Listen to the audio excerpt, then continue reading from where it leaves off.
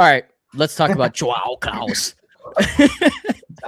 Joao Klauss, our German Brazilian striker. Are we even sure he has any German heritage? Or Yeah, yes, he does. Okay, you Look at him. That's a pretty dramatic looking man. I was just making sure we his name is Klaus, dude. crossed our T's and dotted our I's.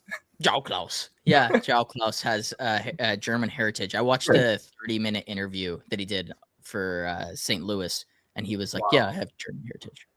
So there's a trend. I did my research on this guy. there's a trend going on at the Galaxy right now, is what I'm seeing. We always like to lock on to one nationality. We have two. Yeah, that's what I'm saying. Is it was French for a while, yeah, and then Brazilian, and then Japanese. And now, right now it's Brazilian and German. We brought in the hybrid man. A little fusion. Brazilian. If this were FIFA, the chemistry would be crazy. The OG links. Yeah, exactly. All green. It'd be a lot of orange links, not a lot of green links. That's for sure.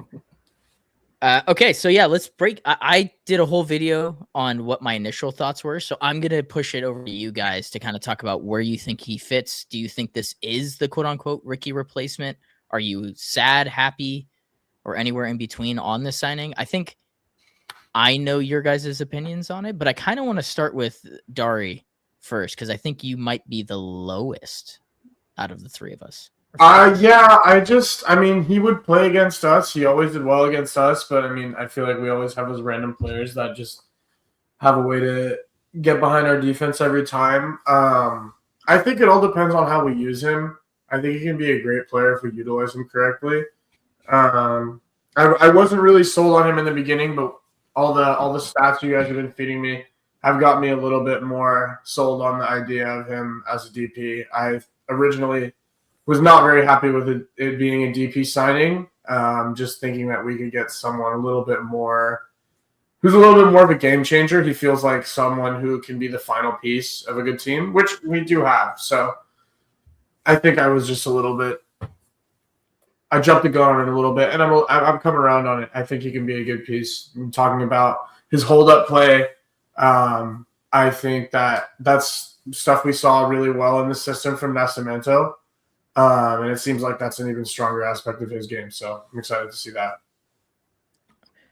Yeah, that's fair. I think I'm in the same boat as you. I'm going to wait to talk about some negatives because I've been kind of positive only online. So Mila, what are your thoughts on this signing, and do you think it's a good fit for the Galaxy? Yeah, I'm definitely more positive on it, but I think Dari covered a lot of good points. Andrew and I were going over it in the chat a bit. I'll let him get into the statistics, but he just does a lot of the stuff that we haven't had. And in terms of what Nascimento offered, yeah, it was good, but it wasn't the full package, and it wasn't a refined piece of work. Whereas João Klauss feels like it is, and surrounding him with a Peck and a Paintsill and even a Royce and now Tommy, I think even Yamane, like, he's got options to feed him, and he's also got opportunities to get himself assists, which I think is going to happen this season. On top of that, we just compared the profile of Nascimento and Klauss. They're kind of similar. And once Dari said that, it kind of makes sense to me that he can be here to mold Nascimento also into kind of that player that we want as well. Yeah, agreed. All right, Andrew, it's your time to go through the stats and kind of tell us why this fit makes sense, maybe because of a former Galaxy player. Yeah, I definitely want to get into the numbers. But I think just first of all, from an administrative standpoint, I'm pretty impressed with the move. All of a sudden, going from planning the season with Riqui Puig to hearing that he's going to be gone within, a day's notice, that he's going to be gone all season. The Galaxy were in a pickle. That was one of the things we talked about, I feel like, the last time we spoke, is that this is going to be a challenge for them to find the right profile on such short notice with such, limited restraints. We didn't have the most space in terms of GAM, salary cap, any of that to make any type of really significant Riqui Puig level signing, for example.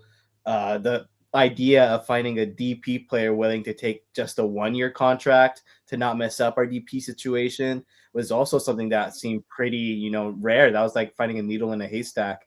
Not many DP caliber players are gonna not have a certain future. They want a multi-year contract, so that seemed difficult. There's just so many things that made a proper signing feel like a challenge, but I think the Galaxy showed that they've really grown, and the other signings they've made this window as well have indicated that. Everybody's backing numbers have been fantastic, and I think that's a good segue into the numbers that we're going to take a look at. The last successful, Galaxy striker, as we all know, who we all dearly miss, Dejan Joveljic, now at Sporting Kansas City, which is also a little bit relevant with everything we're going to be talking about. But Klauss is, not that different of a profile from Dejan Joveljic. These numbers might be a little bit small, but it goes over Klauss and Joveljic's past 3 seasons in the league from 2023 to last season. Dejan does have more goals, more goal contributions in general, but he does also have some more minutes. And you could say he was playing in a much better LA Galaxy with Riqui Puig behind him with the Killer Peas. Those numbers aren't in there. So you have to factor that versus Klauss, who's playing in the SKC side, which, there's not too much to say in terms of their attack, a little bit less now that we got their man Tommy, but there's just very different environments surrounding each of these numbers. And when you kind of take into account these, the Puig effect, basically inflating Joveljic's numbers, and the SKC effect, let's say, bringing down Klauss's, you kind of meet at the middle. And you're thinking with maybe an improved environment, Klauss is a proven striker. That's probably one of the strongest points, is that he has experience in the league. It's basically going to be plug and play. He's a little bit older, kind of at that tail end of a striker's prime, but still right about there. This is a player who should come in and should produce a good amount of goals. He won't have Riqui Puig behind him, but there's still, even now, especially after the moves that we're going to be talking about, there's a really impressive team. So I think numbers wise, there's obviously, like, we can see how this signing fits, how this is in the mold of a striker that Greg Vanney has been successful with. So I feel like the front office, Ravi Ramaneni, Will Kuntz, they did their job. Now it's up to Greg Vanney and Klauss himself to try to get the most out of this 1 year that they have. But I think there is reason to be excited. Yeah, I think I agree. And for anybody who had a slight seizure watching me try to fumble around to figure out what the best layout was for that, I'm so sorry. I'm so sorry, but it was totally worth it because we got there at the very end. I'm optimistic for the most part. There's a couple of things that I kind of want to talk to you guys about because like I said, I've been mostly optimistic online, but there's a couple of things that stick to me as like I don't know if I'm completely sold. And one is, he scored 3 goals against the worst LA Galaxy defense I've ever seen in my entire life, which if you had taken those 3 goals out, that one game, he finished with 7 goals last year. At any point for an LA Galaxy striker to only have 7 throughout the course of the season, like, to put it in perspective, Nascimento had 6 in half a year. So the pressure on that particular position is so heightened with the Galaxy. And I know St. Louis's team wasn't as good, but he still had some talent around him. Like, I don't know. I get a little concerned with the lack of production throughout the course of his career, especially with a guy like Hartle. I think it's pronounced Hartle behind him, who is their DP Cam center mid. So like, I guess if someone wants to refute the idea of that, or like has any, like, he's going to be better because we're playing with better players around him, go ahead and speak your mind. But that's my major concern, is he hasn't proven to me that he can score 10 plus goals yet in the league. I know it's exactly 10 across 2 seasons, but it's not more than that. I just deep the stats a little bit with that Hartel guy. I mean, he had 4 assists. If you're a DP10, it's kind of average. Not even average. That's very bad. He had 9 goals though. So it seems like he just might be a different profile from what we're used to at that 10 position, and that affects Klauss. Whereas if you put a Royce behind him, who's going to be giving him little flicks for him to finish off, then I don't know. It's a good point, though. I mean, I'm just trying to play devil's advocate. No. And That's fair. My only I also looked at the stats because this was a guy that I was actually thinking about when we were talking about that DP guy that potentially could be here long term. He came into my mind as someone who could do both roles, and he created 99 chances last year. He had an expected assist rate of 9.4. So it wasn't like he wasn't creating, somebody wasn't finishing the chances. And that person for me was Joao Klauss. But he it's tough because he wasn't necessarily healthy during the beginning of the season. He scored goals in bunches, and St. Louis sucked. And so that's why I'm a little concerned with this idea of the signing. Is just that we know that he can score goals, but we haven't seen it over a consistent period. And for a team that needs to get started hot and needs to continue hot after the World Cup, that's where I get concerned. Is if he can score goals in bunches, that's great. But I need to see him score goals consistently throughout a season. Like he can't go 4 or 5 games without a goal. You know what I mean? Yeah. But I don't think that'll happen. Okay. Also, though, that going 4 or 5 games without a goal and going 4 or 5 games with no impact is very different. So if he has the ability to just not to impact the game outside of goal scoring, like it's fine if he has a little bit of lapses. Strikers always have some lap at some point. Yeah. But the goal is that consistency, I think.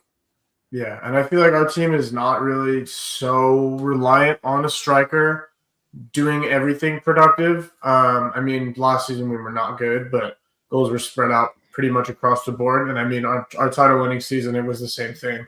It was pretty evenly spread out between Puig. I mean, obviously our top players, but it was pretty evenly spread out. So, I mean, I think I could see him having an impact without maybe having the most productive goal record. Yeah. I'm not trying to argue this, but I think it's also maybe an interesting point. Is the idea, is there less pressure on Klauss to not have those 4 or 5 goal runless droughts if he has the backing of someone like Nascimento? There's other options that Greg Vanney could. If we have 3 strikers scoring 1 goal every 3 games each, that's about a goal a game if you use them in the right way. Does that alleviate the pressure in any sort of way? I'm not trying to make that point. No. I as well. That argument should be the sensible argument, which is he shouldn't have to go 4 or 5 games without scoring as long as he has impact. But the concern for me is, and the reason that I'm going to have the thumbnail titled as the Riqui replacement, is that's what he is this season. That's another money-wise. Well. He's not replacing Ricky's role on the team. He's the DP replacement. He's just filling the role of the DP. Mm-hmm. And then we have to bring up the fact that we have 2 DP wingers that massively underperformed in terms of goal scoring last year. So, like, yes, these are questions that we definitely should ask of Klauss, but I think the questions should be asked of the whole front line. And if none of them, if they don't help each other out in those situations, then we're not going to get anywhere. It's going to be like last season, and we're just going to be fucking frustrated because they're whiffing shots left and right. I don't think that's going to be the case, but that I think that's where him also just being able to do off-ball stuff, help us win the ball back up front, let Peck and Paintsill get a quick little easy goal. Like that shit's going to build confidence rapidly, and I'm not so sure that just him bagging is what we got him for. I see. It's funny because what I see Klauss as, and you're in the same mindset, is he doesn't need to be that like goal scorer, productive 9 in that way. While he can be, I don't think that's his. Yeah. Well, sorry. I just want to go back to those stats. Like that was the main thing for me. No, we don't have to go look at it, but I can just bring it up. The main thing for me was that Jovic is significantly more lethal as a striker. He took way less shots and converted way more on target. Klauss doesn't have that clinicalness to him, just based off stats. I haven't watched much. No, you're right. But that's where the other stats being so much higher, like that's where it makes sense to me. Because if he was just not as good as Jovic and we just got a 28-year-old who couldn't finish as well as what we were used to, then it's a miss for me.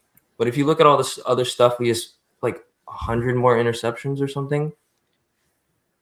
Like a ridiculous amount of tackles won. For a striker, these are good statistics. and it's gonna help us, especially with a high press and like quick wingers. I think it's gonna be so good to have him. I'm kind of talking myself into throughout this podcast because I haven't. No, done a lot of look. research. I'm sold on the idea of him as a stopgap, and like that's the thing that I'm most impressed about with this entire window is we made win now moves with the center backs, and then after all that happened, Will Kuntz had to make the decision of like, what the fuck do I do with this Riqui injury? And I'm just happy that we have a competent front office that they made a decision that has sense to it. Like there were front offices before with Klein that we were like, what the fuck? What is this mess that you've created? But Will Kuntz has come in with a plan of like, I'm going to maintain stability now while keeping the flexibility of Riqui in the future. And look, Klauss wasn't supposed to be a DP this year with St. Louis. They were going to buy him down if they kept him. That was the reporting. Whether that happened or not, we don't know. But going into the next season, a 29-year-old that you can give a TAM deal to, with the addition of Riqui Puig, that could be really lethal. Or potentially if someone leaves, you bring in another DP. Yeah. Kumbaya. But we really don't want him bagging too much this year, then. No. So here's the we can pay him less. So we can pay him It's like 25 goals in zero. I just don't see anyone giving him the money as a 29-year-old. So that's fair. Yeah, he's got GP to money. magic this season. He'd have to have like a golden boot year Yeah. or something crazy. Like if he pulled Dayon numbers, which Dayon last year had 18 goals. Like the dude's just a freak. Like we unfortunately had to let go of maybe the best striker outside of Zlatan that we've had in the club's history, dating back to Robbie Keane. Okay, He's better than Dos Santos. Yeah, You know what I mean? Like, and that's why it's tough. I want him to be successful. I just have some reservations on some of the fit.